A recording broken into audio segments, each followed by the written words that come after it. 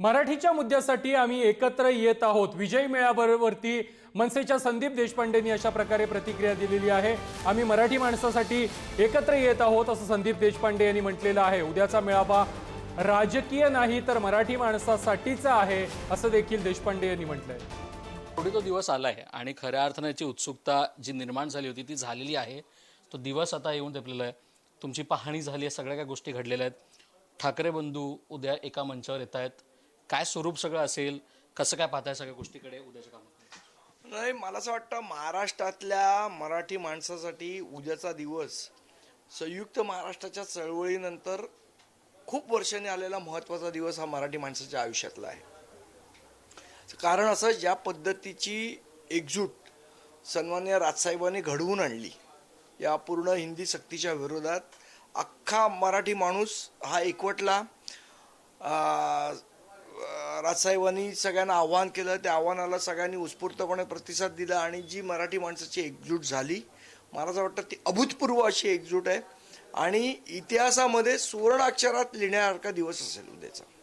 थोडं मागे घेऊन जातो, कारण आपण बघतो तर जी महेश मांजरेकरांची मुलाखत झाली ज्याच्यात महाराष्ट्रापेक्षा आमचा कोणाचाही इगो मोठा नाही हे मनसे अध्यक्षांचं वाक्य, आणि त्याच दिवशी जेव्हा हे लॉन्च झालं त्याच दिवशी 12:30 वाजता मी किरकोळ वादाला बाजूला ठेवून पुढे जायला तयार आहे। तिथून आजपर्यंत दिवस कसं काय पाहता?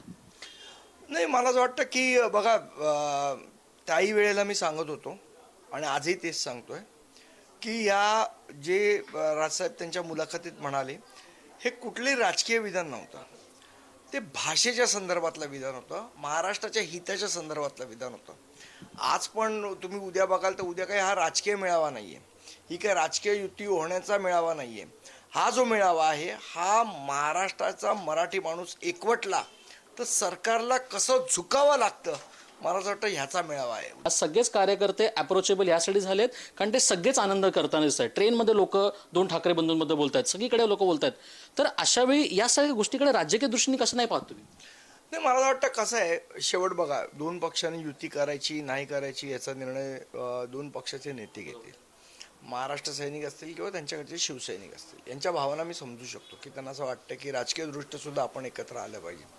पण राजकीयदृष्ट्या एकत्र यायचं असेल तर दोन भावांमध्ये तशी सहमती झाली पाहिजे, त्यांनी तसे आदेश दिले पाहिजेत आणि त्यानंतर मग शेवट कसं बघा, राजकारण हा एक थोडा जटिल विषय आहे।